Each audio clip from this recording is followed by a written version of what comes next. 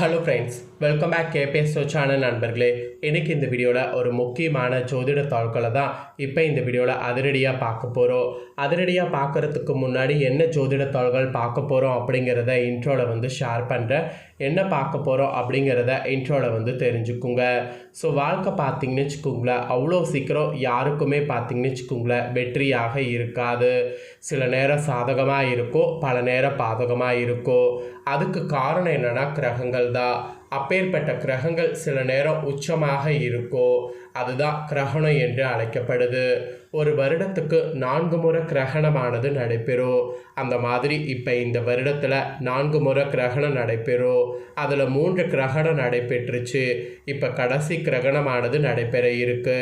அந்த கிரகணத்தை பற்றிய டீட்டெயிலை தான் இந்த வீடியோவில் சொல்ல போகிறேன்.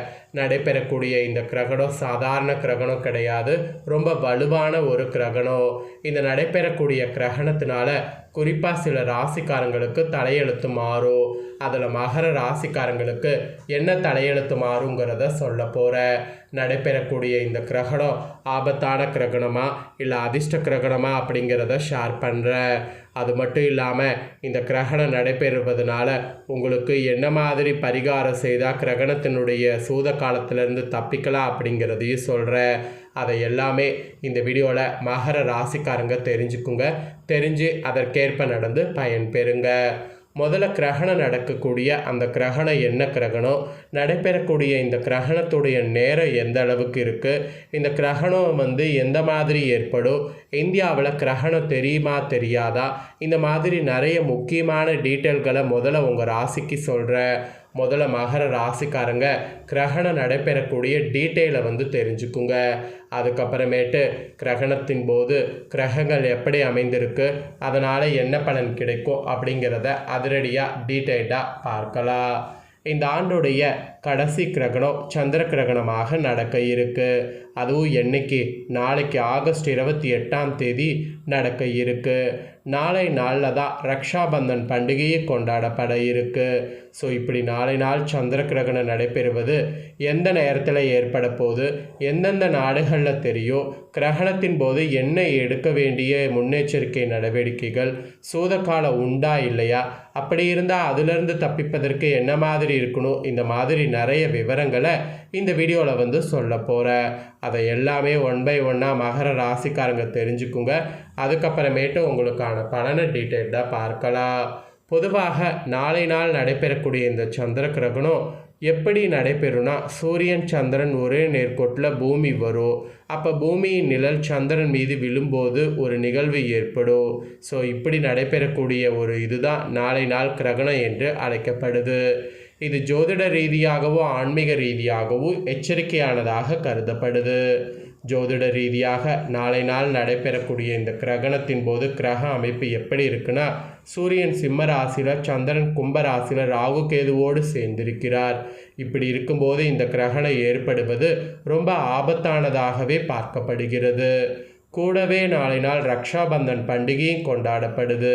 இதில் ஆண்டுடைய கடைசி சந்திர கிரகணம் நாளை நாள் வருவது பகுதி சந்திர கிரகணமாக வரும் என்பது குறிப்பிடப்படுது. காரணம் என்னன்னா, சூரியன் சிம்ம ராசியில் கேதுவோடு சேர்ந்து சஞ்சரிக்கிறார். அதே சமயம் சந்திரன் கும்பராசியில் ராகுவோடு சேர்ந்திருக்கிறார். இந்த நேரத்தில் இந்த சந்திர கிரகண நிகழ்வு ஏற்படுறதுனால இது பகுதி சந்திர கிரகணமாக மட்டுமே தெரிய வாய்ப்பிருக்கு என்பது கூறப்படுகிறது. ஆக்சுவலி இப்படி நடைபெறக்கூடிய இந்த சந்திர கிரகண நிகழ்வானது கரெக்டாக ஆகஸ்ட் மாதம் நாளைக்கு 28 காலை பொழுதில் ஏற்படுது.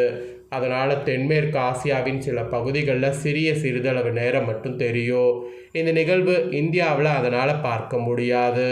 இருந்தாலும் சந்திர கிரகணத்தின் கடைபிடிக்க வேண்டிய சூத காலத்தை உங்கள் ராசிக்காரங்க கடைபிடிக்கணும். அதெல்லாம் என்னங்கிறத தான் உங்களுக்கு சொல்ல போகிறேன். அதோடு நாளை ஆகஸ்ட் 28 காலையில் 6:53 மணிக்கு மங்களான கிரகணம் ஏற்பட தொடங்கும். அதாவது கிரகணம் தொடங்கிடும். தொடர்ந்து 8:54 மணிக்கு பகுதி சந்திர கிரகணம் தொடங்கும். அப்போ அந்த மாதிரி தான் இருக்கும். அப்புறம் இந்த சந்திர கிரகத்தின் உச்சநிலையானது 9:42 மணிக்கு ஏற்படும். அதுக்கப்புறம் பின்னர் 12:31 மணிக்கு இந்த கிரகணம் நிறைவடையும். ஸோ இந்திய நேரப்படி பகல் பொழுதில் ஏற்பட்டு பகல்லே முடிகிறதுனால சந்திரனுடைய இந்த கிரகண நிலையானது இந்தியாவில் மேக்சிமம் பார்க்க இயலாது. இந்தியாவில் கிரகணம் தெரிந்தால் தான் சூத காலம் வந்து இருக்குது அப்படின்னு நினைப்போம். ஆனால் கிரகணம் தெரியாமல் இருந்தாலும் சூத காலம் இருக்குது. அதனால் கிரகணத்தின் போது வழிபாடு மற்றும் பிற சுப காரியங்களுக்கு என்ன மாதிரியானது நம்ம இருக்கணும் அப்படிங்கிறது தெரிஞ்சு அதற்கேற்ப நடந்துக்கணும்.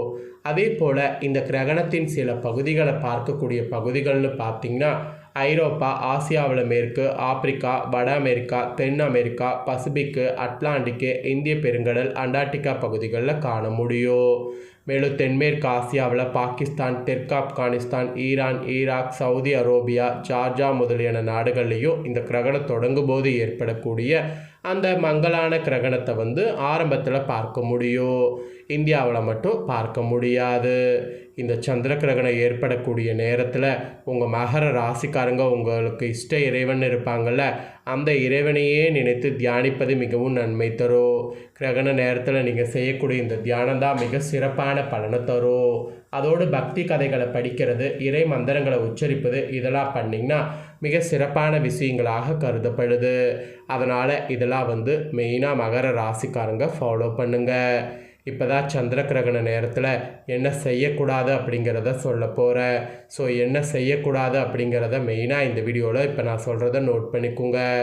கிரகணத்தின் போது சாப்பிடுவது, தண்ணீர் குடிப்பதை தவிர்க்க வேண்டும். கர்ப்பமாக மற்றும் வயதானவர்களாக இருக்கக்கூடிய மகர ராசிக்காரங்க கிரகணத்தின் போது ஆரோக்கியத்தில் கவனமாக இருக்க வேண்டும். முடிந்தவரை கிரகணத்தில் வெளியில் வருவதை தவிர்க்க வேண்டியது அவசியம். கிரகணம் தொடங்குவதற்கு முன்பு நீங்கள் தயார் செய்து வைத்திருக்கக்கூடிய அந்த உணவுகளில் துளசி இலை அல்லது தர்பைப்புல் போட்டு வைக்கணும். அதோடு கிரகணம் முடிந்ததுக்கு பின்னாடி குளித்து தானம் செய்து புண்ணியங்களை பெற்றுட்டு தான் நீங்கள் அடுத்த வேலையை பண்ணணும். இதெல்லாம் கிரகணத்தின் போது நீங்கள் ஃபாலோ பண்ண வேண்டிய விஷயங்கள். ஸோ இவ்வளோ தாங்க உங்களுக்கு கிரகணத்தை பற்றிய டீட்டெயில். இப்போது உங்களுக்கு கிரகணம் நடக்கிறதுனால என்ன மாதிரியான பலன் உங்கள் ராசிக்கு கிடைக்குங்கிறத சொல்ல போகிறேன். மகர ராசிக்காரங்க என்ன பலன்கிறத தெரிஞ்சுக்குங்க. இந்த சந்திர கிரகணத்தின் போது சனி வக்ரம் பெறுவதால் ஆரோக்கியத்தில் அக்கறை தேவை. ஆரோக்கியத்தில் தான் நீங்கள் எதிர்பார்க்காத அளவுக்கு நிறைய ஆபத்து வரும். அதனால் ஆரோக்கிய விஷயத்தில் ரொம்ப கவனமாக இருக்க வேண்டும். மெயினாக இந்த கிரகணத்தின் போது கிரகநிலைகளை ஆராய்ந்து பார்த்தா உங்கள் ராசிநாதன் சனி 3வது இடத்துல பக்கம் பெற்று சஞ்சரிக்கிறார். அதே நேரம் குருவின் பரிபூர்ண பார்வை உங்கள் ராசியில் பதிகிறது. எனவே மனக்கசப்புகள் இருந்தால் அதெல்லாம் மாறும். பணப்புழக்கம் அதிகரிக்கும். தொல்லை தந்தவர்கள் விலகுவாங்க. துணிந்து எடுத்த முடிவு வெற்றி தரும். கல்யாண முயற்சிகள் கைகூடும். தொழில் போட்டிகள் அதிகரித்தாலும் அதற்கு மத்தியில் முன்னேற்றம் காண்பீங்க. உங்கள் ராசிநாதன் சனி வக்ரம் பெறுவதால் ஆரோக்கியத்தில் அக்கறை தேவை. சனிக்குரிய வழிபாட்டை முறையாக செய்தால் தடைகள் அகலும். அதனால் அதெல்லாம் வந்து செய்ய பாருங்கள். ஸோ இதை தொடர்ந்து பார்த்தீங்கன்னு வச்சுக்கோங்களேன், இந்த கிரகணத்தின் போது புதன் சிம்ம ராசிக்கு செல்கிறார். உங்கள் ராசிக்கு 6, 9 ஆகிய இடங்களுக்கு அதிபதியானவர் புதன். அவர் அஷ்டமத்தில் சஞ்சரிக்கும் பொழுது எதிர்பாராத நல்ல மாற்றங்கள் வந்து சேரும். விபரீத ராஜயோக அடிப்படையில் திட்டமிடாமல் செய்த காரியங்களில் கூட வெற்றி கிடைக்கும்.